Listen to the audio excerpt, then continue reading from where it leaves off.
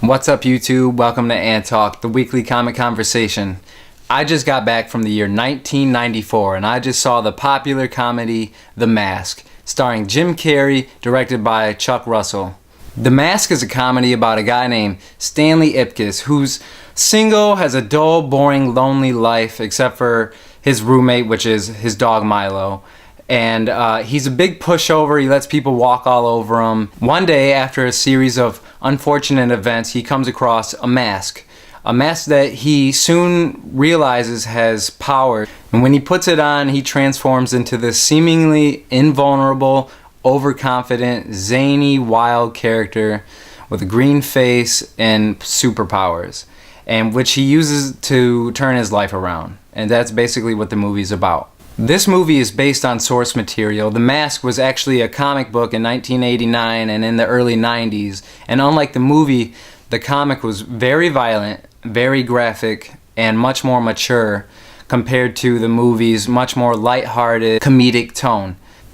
Now, before reviewing this, I just want to say that part of why I chose this movie is because as a kid that grew up in the 90s, I absolutely loved Jim Carrey in most of his movies. And The Mask has always been right up there at the top of the list for me. So right off the bat, I've been a huge Jim Carrey fan since about age 5. Recent years have not been Jim Carrey's best, and say what you will about his cartoonish style of comedy, you can't deny that he owned the 90s. So obviously, I do enjoy this movie and consider it one of Carrey's better performances, mainly because it's the perfect role for him. Like I mentioned earlier about his cartoonish style, it's basically a cartoon come to life, so it fits him perfectly.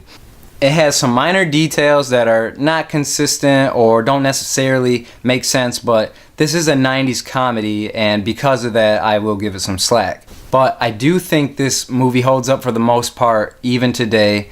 And I don't know if you'll agree with me or not, but I think part of the reason this movie does hold up is because it's a better working version of what Joel Schumacher's Batman's movies were kind of going for. It takes place in an exaggerated reality, which isn't unlike Gotham in the Schumacher movies. It has a certain campiness and old school feel to it, especially in some of the things he wears, like the old zoot suits and whatnot.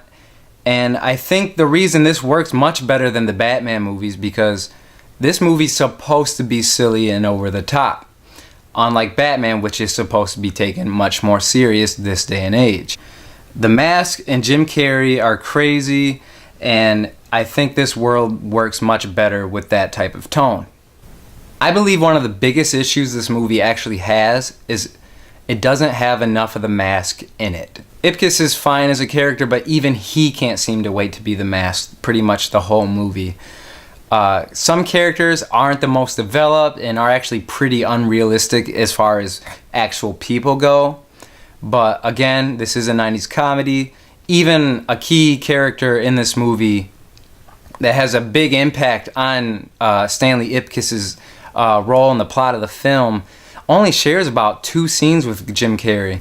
But it isn't hard for me to look past and move on and enjoy the fun, because honestly I think it helps the movie that we don't go too deep into all these characters, because really it's not what we care about in this movie. If it went into those, like I said, there's not enough of the Mask already, so honestly if it's not in more of that, I don't care if it's in this movie or not. I think other than Jim Carrey, the performances are pretty decent. The movie introduces Cameron Diaz. Peter Green is a decent enough douchebag of a villain for me to not like him. Peter Riegert is in this movie as Lieutenant Calloway. You might know him from Animal House. He's pretty funny, especially when he has his back and forth with his partner Doyle. But overall, yeah, like I said, this movie is pretty funny. It's to the point, and it's definitely a 90s movie, but it's got that nostalgia for me, so I can always come back and enjoy it. And like I said, Jim Carrey is definitely one of his better performances. But from now on, I'm going to get into spoilers, even though this movie is from 1994. If you haven't seen The Mask yet, I am about to spoil some things. So we watch as Stanley Ipkiss gets walked on and trampled over by literally everybody in his life during the beginning of this movie. He works at a bank, and one morning Cameron Diaz's character comes in, and this is where he meets her, and obviously she's stunning and really gets his attention. Well, like I said, we watch him get trampled over throughout the beginning of this movie, and one day his friend Richard, who's really a shitty friend, doesn't seem to have Stanley Ipkiss's back at all, invites him out to the club one night, and he goes, and the bouncer lets Richard in with some girls, and he doesn't let Stanley in. And that's what I'm saying, he's not a very good friend because he doesn't come back out for him. But as he's waiting outside, he runs into Cameron Diaz's character again, and obviously she's that girl that he strives for, but he would never ever have a chance with. So he's driving his beater loaner car home, and it breaks down on him on a bridge. And as he's walking, he sees in the water what looks to be like a dead body. Or thinking it could be a person that's still alive. He jumps in to save whoever, and he finds that it's just a mask. So he takes the mask home, and he tries it on, and he realizes that this mask has powers. As he discovers his powers, he gets back at the landlord and the mechanics working on his car that keep ripping him off. And he has an encounter with some hoodlums, if you will, in an alley. And there's a scene I really enjoy where he makes them all these balloon animals. And he makes one as his last final trick, and it is actually a Tommy gun, and it transforms into a real machine gun. And he scares them all away. Shooting. And like I said, unlike the source material, which is much more graphic, Stanley Ipkiss, or The Mask, does not kill anybody in this movie. As we get introduced to this character of The Mask, we get to a point where The Mask sees in an article that Cameron Diaz's character is performing at the club, which is a club that's owned by the crime lord of this movie, or of the city in this movie. And under him is Dorian Tyrell, Peter Green's character, which is the boyfriend of Cameron Diaz's character.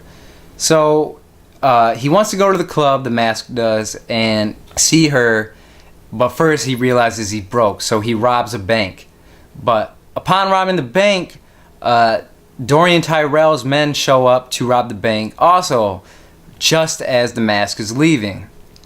So he beat him to the punch, and then the Tyrell's men have a run-in with the cops, and it doesn't go well for them. The Mask goes to the club. At this point, we're really seeing where Jim Carrey is starting to shine as The Mask. The couple dance scenes that are in this movie are actually pretty entertaining. During Cameron Diaz's performance, The Mask decides to get involved and actually starts changes up the band's music and the style, and he starts dancing with Cameron Diaz's character.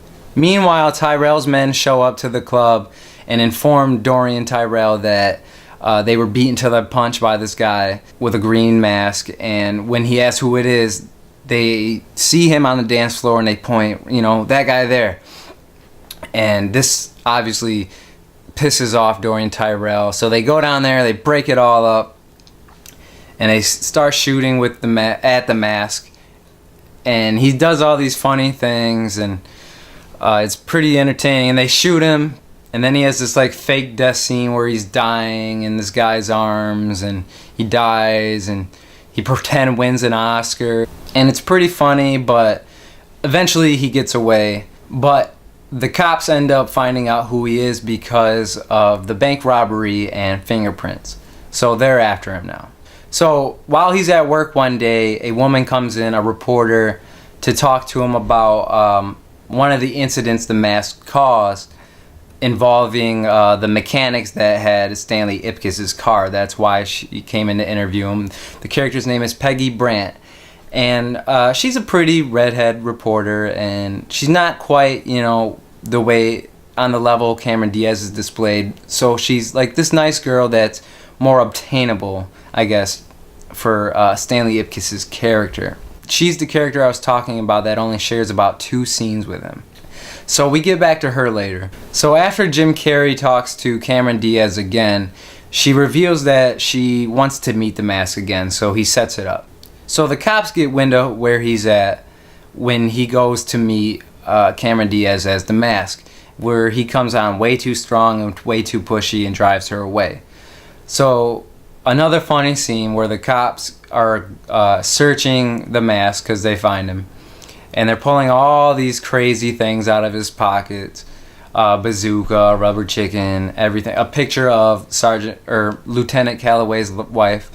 It's pretty funny. Like I said, this movie could have used more mask in it. More scenes like this would have probably benefited the movie, even though this was a popular, successful movie already. So as he's running from the cops again, he runs into even more, and this is where he entrances them all in another dance and singing routine.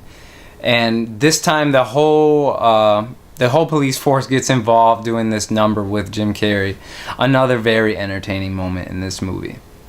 So he gets away again, and he runs into this Peggy Brandt one more time, and she helps him get away, and they're in this warehouse, and then we find out that she turns on him. She's been working for Dorian Tyrell just so she could get the mask for him. And this is what I mean when I say these characters are undeveloped. She only had 2 scenes with him, and she seemed pretty genuine, but out of nowhere she's just evil bitch. And she gets away with it too. She gets the money she was owed for doing this, and she just rides off into the sunset, never to be seen from again. So now Dorian has possession of the mask and Ipkiss. Dorian puts on the mask, and it transforms him into this big hulking, he almost looks like this big head of a demon. It looks a lot different from Jim Carrey's mask, where this is where it shows that the mask pretty much will take on the personality of the person that puts it on. Jim Carrey is shown to be, or Stanley Ipkiss is shown to be a silly guy, lighthearted, actually as a grown man still enjoys cartoons, and it reflects when he puts on the mask. Dorian puts on the mask, being a bad guy that he is, turns him into this monster basically. So what they do is they just turn over Ipkiss to the police, framing him to be the mask. And while he's in jail, Milo, Jim Carrey's dog, shows up, and he ends up being able to jump up through the bars and help Ipkiss get out of jail, because he sneaks through the jail and steals the keys from the guard and all that, and it's cute or whatever. And he gets out and ends up taking Lieutenant Calloway as hostage, and off they go to the club. And now that Dorian Tyrell has the mask, he wants power for himself. So he wants to X out his boss. And in doing so, he wants to blow up the club. And in doing this, he wants to blow up the club with Cameron Diaz tied up with the bomb. I know he's mad at Cameron Diaz, but geez, really? It's kind of overkill. So Ipkiss and Milo show up to the club to save the day, or at least to try. Cameron Diaz, she's able to get him to take off the mask, and then while it's in his hand, she kicks it through the air. They all try to catch it, and guess who gets it? Milo the dog, and he puts it on, and he ends up going through Tyrell's very typical 90s henchmen very easily. It's pretty entertaining, and I believe it's fun, but I really think the real reason they have this scene where Milo has on the mask is because Stanley Ipkiss then fights Dorian Tyrell without the mask, and I think it's because it's about, you know, Stanley Ipkiss's character and what he ends up overcoming, and he has to beat the bad guy without the help of the mask. And it's a way to include the mask without it being too boring. So Ipkiss wins, and he gets the mask one more time. The bad guys shoot him up, and of course, as he gets the mask on in the nick of time, and he's fine. He has a couple good jokes, as always, and scares off the bad guys with this very cartoonish set of like 100, it looks like 100 guns he has. But he's got to defuse the bomb, There's only a few seconds left, so he runs over, grabs the bomb, and what does he do? He swallows it, explodes in his stomach, and he just burps up a fireball. So I said he doesn't kill anybody in this movie, but Dorian Tyrell makes one final charge at his kid. So as Dorian's running, he falls into a indoor pond, and the mask paints a lever that says flush, and he pulls it, and it flushes Dorian Tyrell down the drain, and I assume he died.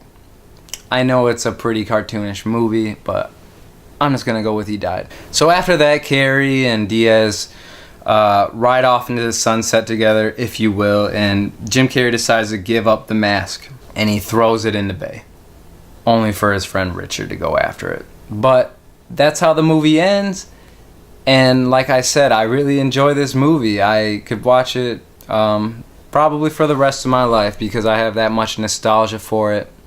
And I do think it's good. It's definitely a 90s movie, and it's definitely a movie of that time, but like I said, for various reasons, it does stand up, and it, like I said, it is one of Carrey's better performances, in my opinion. Have you seen The Mask?